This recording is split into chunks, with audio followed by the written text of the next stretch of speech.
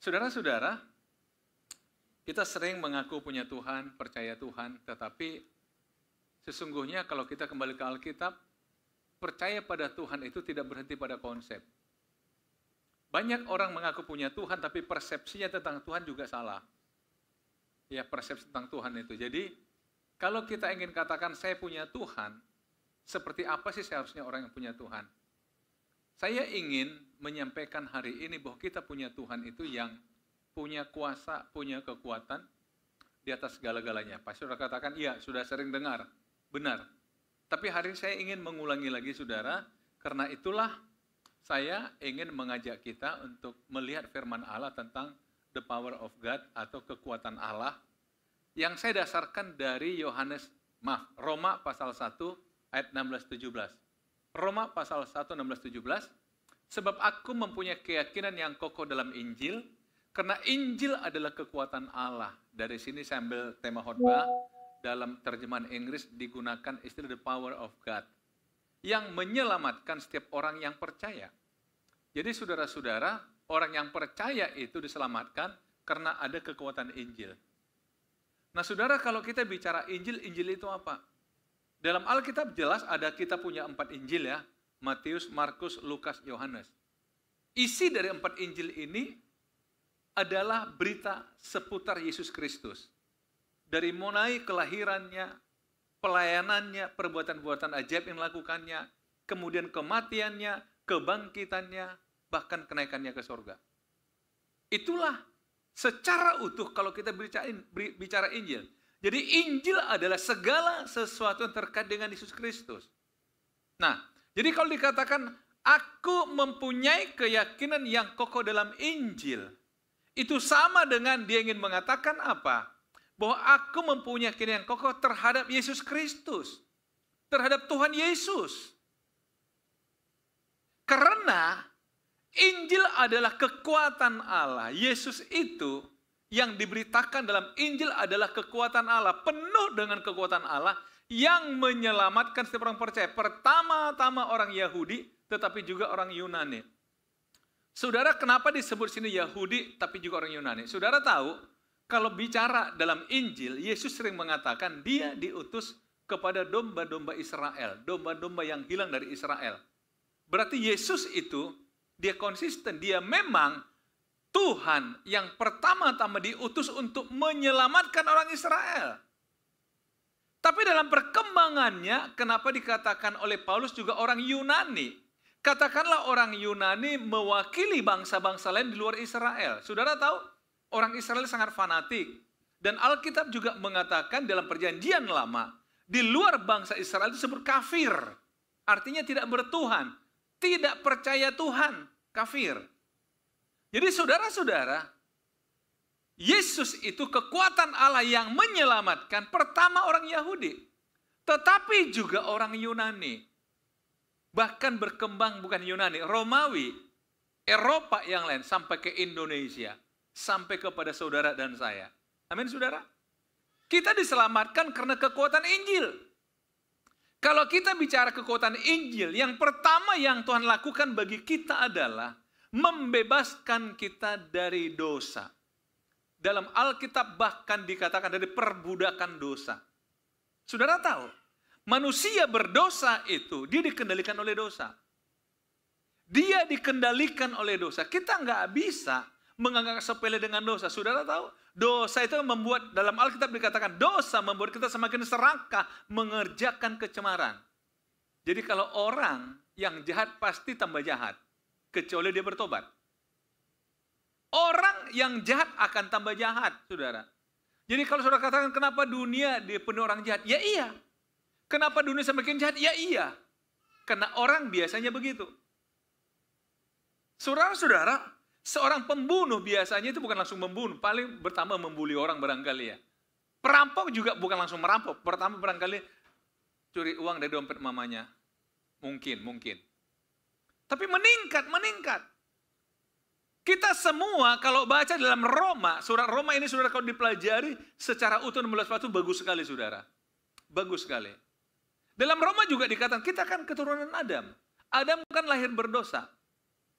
Adam berdosa, bukan lahir berdosa. Adam itu berdosa, maka semua kita yang lahir dari Adam, maka kita lahir dalam dosa. Masih ingat saudara, saya pernah katakan pada kita, saya baca satu buku bahwa seorang anak lahir itu dengan sangat egois. Seorang anak. Lihat, anak masih bayi aja. Kalau apapun yang terjadi pada dia langsung nangis. Artinya apa? Ada kebutuhan dia yang harus dipenuhi. Itu tandanya bayi nangis, betul? Dan sebelum dijawab kebutuhan, dia akan terus nangis. Dan anak itu ketika bertumbuh menjadi 1 tahun, 2 tahun juga sama, saudara. Kalau dia punya keinginan, nangis. Kalau nggak dipenuhi. Akan terus begitu. Kalau tidak dipenuhi, terus nangis. Bahkan tidak jarang, saudara, orang tua kalah sama anak. Ketika setiap kebutuhan anak dipenuhi tanpa mempertimbangkan apapun, maka anak akan bertumbuh menjadi anak yang manja. Saudara-saudara, saya pernah ketemu dengan seorang ibu, tidak di Medan, saudara, jadi nggak usah cari tahu ya. Seorang ibu ini udah opung-opung. Dia katakan begini, Pak Pendeta, nangis depan saya nggak tahu lagi bagaimana nasib saya ini. Saya bilang, kenapa ibu bicara nasib? Saya punya anak cuma 1. Dan dia sudah menikah punya anak 2. Tapi sampai hari ini masih nyusahin saya. Nggak mau kerja, nggak mau ini. Jadi kami akhirnya peninggalan suami saya, satu-satu kami jual, satu-satu kami jual, satu-satu kami jual. Sampai hari ini nyusahin saya. Saya nggak tahu bagaimana. Akhirnya cerita, memang dulu karena dia anak tunggal, saya manjakan dia, Pak Pendeta. Sekarang saya terima akibatnya. Saya nggak didik dia. Karena itu ada satu buku mengatakan begini, saudara. Kalau kita nggak hati-hati di rumah kita, kita sedang membesarkan monster. Waduh, ngeri. Tapi itu buku mengatakan apa? Dia ingin mengatakan, ayo orang tua serius sama anak. Karena dia lahir itu berdosa. Kalau kita nggak bisa atasi dia, maka dosa akan kendalikan dia. Dan dia akan menyusahkan kita. Dia akan menyerang kita di kemudian hari. Karena itu saudara-saudara, manusia lahir dalam dosa. Nah, untuk itulah dikatakan Injil menyelamatkan. Kok lompat sendiri nih ya? Belum sampai situ saya padahal. Injil itu menyelamatkan, saudara. Menyelamat dari dosa, dari perbudakan dosa. Sehingga kita bisa lepas dari kendali dosa itu. Itu yang pertama kita lakukan. Tetapi saudara, menyelamatkan di sini kalau saudara baca dalam surat Roma, bukan sekedar membebaskan dari dosa, tapi dalam kehidupan sehari-hari. Dalam Roma 8 misalnya kalau saudara baca, Roh Kudus menolong dalam pergumulan kita yang kita nggak mampu. Dalam keseharian kita.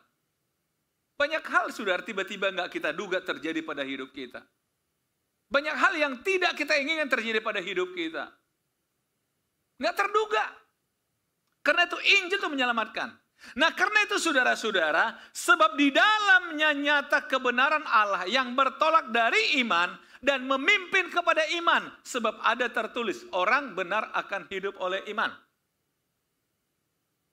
Bagaimana caranya kita bisa menjangkau kasih karunia Allah yang menyelamatkan kita? Iman.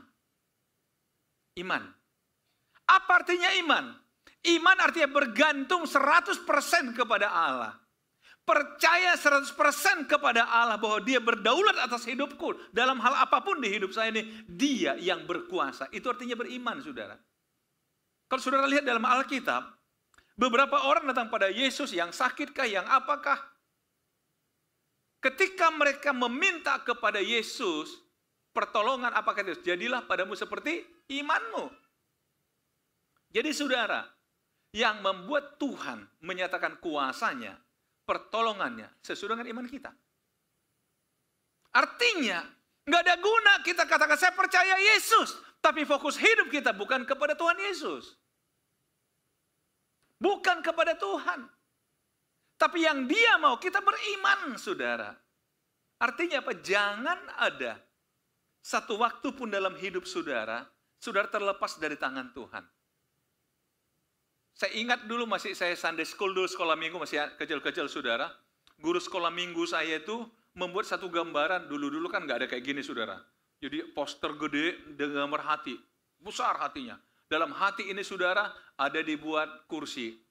Di kursi itu ada dibuat gambar iblis itu biasanya pakai tombak, pakai tanduk, itu supaya seram, itu bisa kan? Dan dikatakan di situ, Kalau Yesus nggak ada di kursi ini, maka iblis akan masuk di situ. Tapi kalau Yesus masuk di situ, maka iblis semua dengan pasukannya akan lari dari hati kita. Itu dulu cara guru sekolah minggu mengajar saya. Itu cara sederhana. Artinya begini, saudara. Kalau kita tidak bergantung pada Tuhan, bergantung pada siapa? Tentu bukan Tuhan. Betul, saudara? Nah, kalau kita bergantung pada sesuatu yang bukan Tuhan, itu buat Tuhan marah sama kita. Coba lihat ayat berikutnya, saudara. Tuhan murka. Sebab murka Allah telah nyata dari sorga atas segala kefasikan dan kelaliman manusia yang menindas kebenaran dengan kelaliman. Menindas kebenaran dengan kelaliman. Karena apa yang dapat mereka ketahui tentang Allah? Nyata bagi mereka. Sebab Allah telah menyatakannya kepada mereka. Sebab apa yang tidak nampak daripadanya, yaitu kekuatannya yang kekal dan keilahiannya, dapat nampak kepada pikiran dari karyanya sejak dunia diciptakan. Pikiran dari karyanya. Artinya begini, saudara. Kalau saudara belajar dalam ilmu teologi yang disebut dengan penyataan Allah. Ada dua jenis penyataan Allah. Yang satu penyataan umum. Artinya Allah menyatakan dirinya kepada manusia lewat pikiran kita, lewat ciptaan alam semesta. Artinya apa? Manusia sebenarnya tidak bisa menyangkali keberadaan Allah. Karena buktinya pikiran dia sudah mengakui Tuhan itu ada. Cuma dia nggak kenal siapa Tuhan. Kemudian penyataan khusus.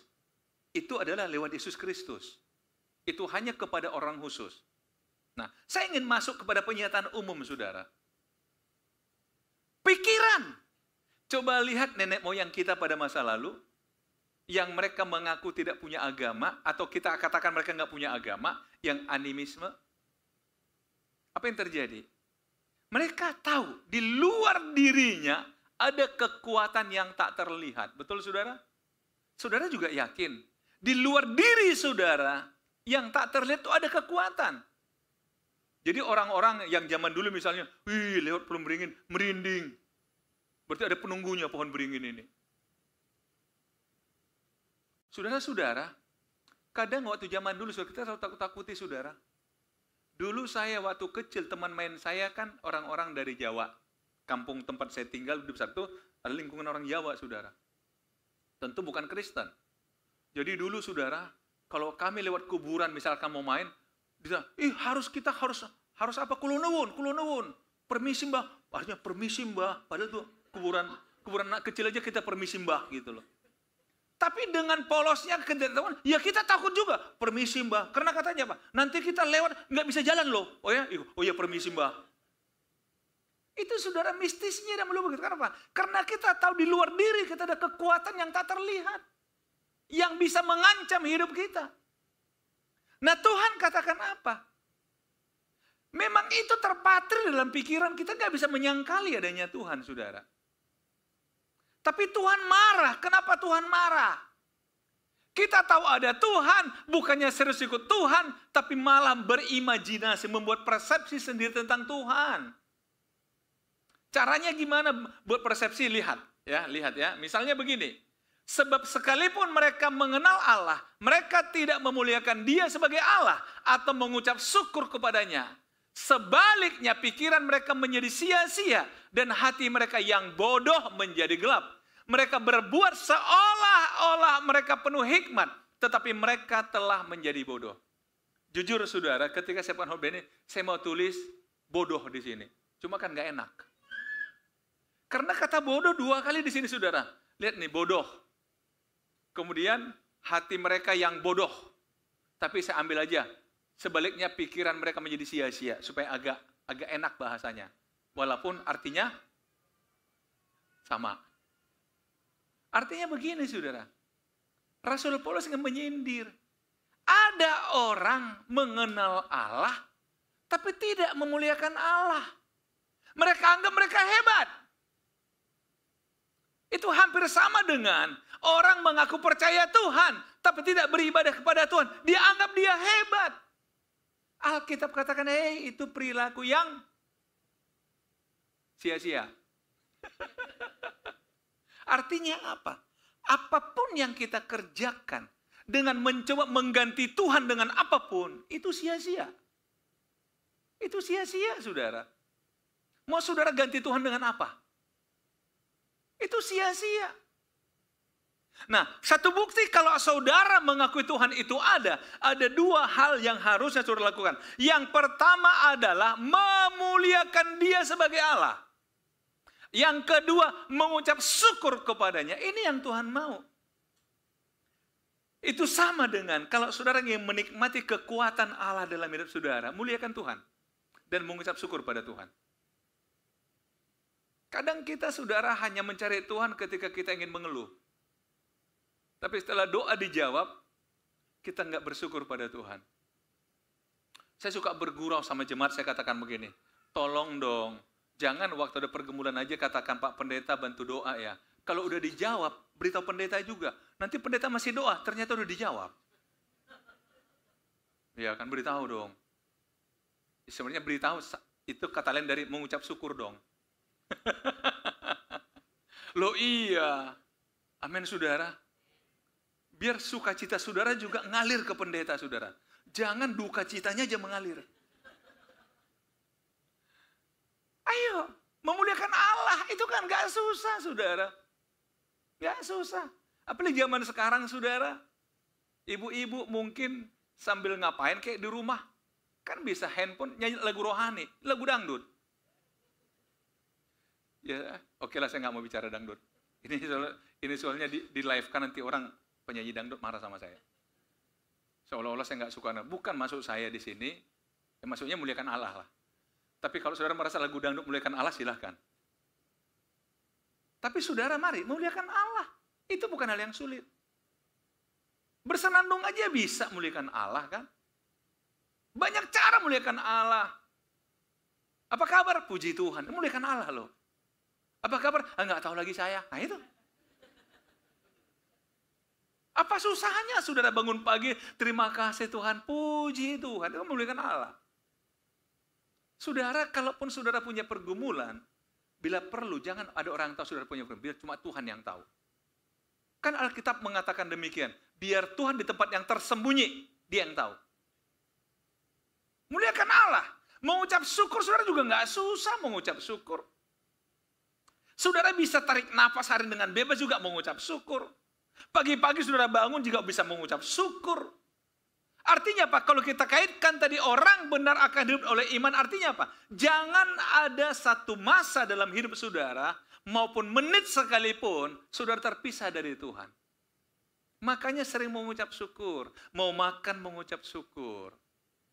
Bangun pagi mengucap syukur. Mau pergi kerja mengucap syukur. Pulang kerja mengucap syukur. Mau tidur mengucap syukur. Tuhan terima kasih sepanjang hari ini. Malam ini aku tidur, tolong jaga lindungi. Pagi bangun, Tuhan terima kasih sepanjang malam Engkau jaga aku. Pagi ini pun Engkau sertai aku. Apa susahnya?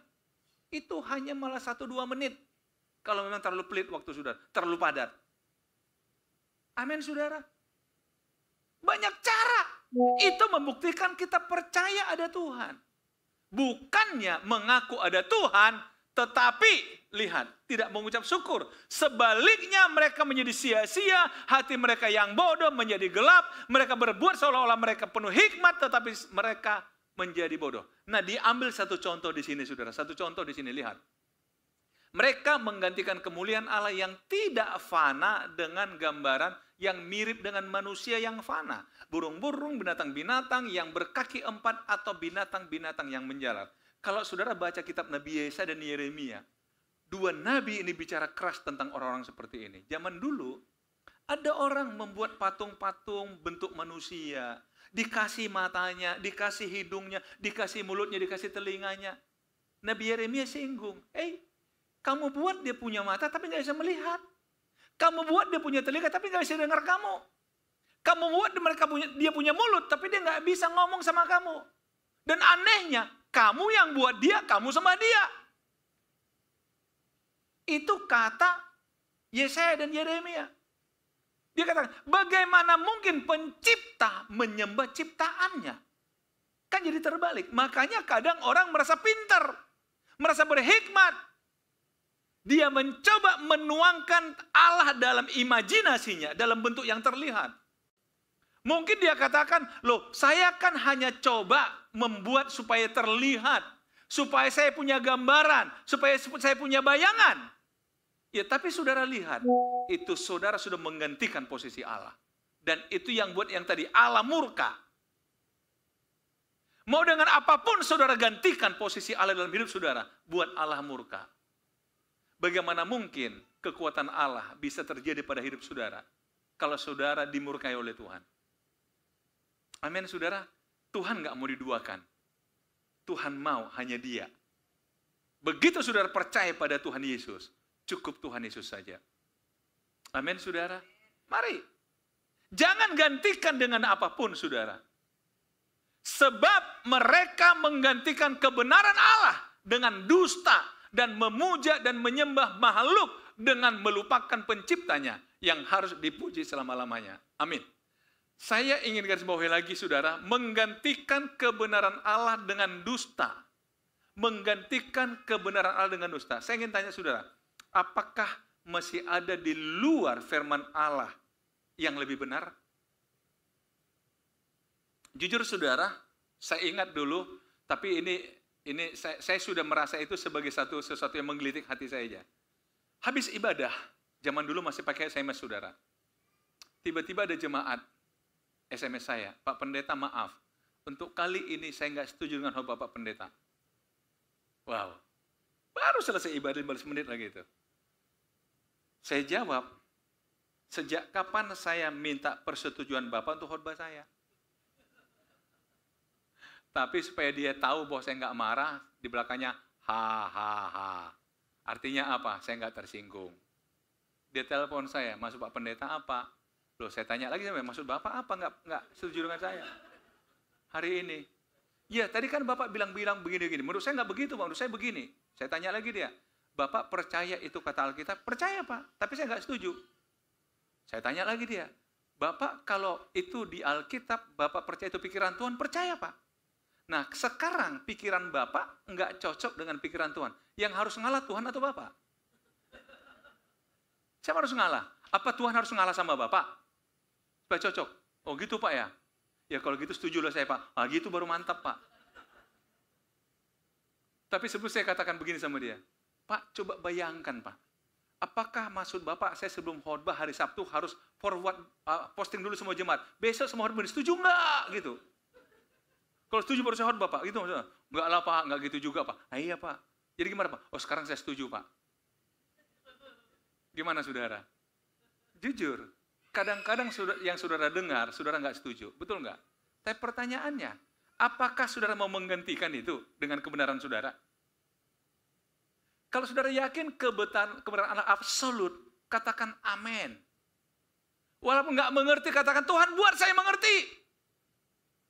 Amin. Jangan menggantikannya dengan dusta. Artinya apa? Segala sesuatu yang bertentangan dengan pikiran Tuhan sama dengan dusta. Ini kata Alkitab loh, bukan kata saya. Lihat, saudara. Karena itu, saudara, banyak hal yang kita belum paham, belum kita mengerti tentang pikiran Tuhan. Tapi mari kita berdoa supaya Tuhan kasih kita pemikiran. Kalau saudara baca dalam 1 Korintus, di sana Rasul Paulus juga menyindir orang-orang Yunani yang gila filsafat. Orang-orang berpikir yang merasa Alkitab itu, salib itu kebodohan. Tapi apa kata Paulus pada mereka? Biar kalian tahu, hikmat kalian yang hebat di dunia itu sama dengan orang bodoh di hadapan Tuhan. Makanya dia katakan, Tuhan memilih orang yang bodoh untuk memperlukan orang yang berhikmat. Artinya apa? Yang bodoh di mata Tuhan jauh lebih hebat dari kamu yang berhikmat. Coba sindiran Tuhan itu. Itu di mata Tuhan. Karena itu, Paulus juga mengatakan, siapa yang bisa menasihati Tuhan? Betul? Siapa? Karena itu saudara-saudara, ayo, dalam Injil ada kekuatan Allah. Tetaplah percaya pada Tuhan.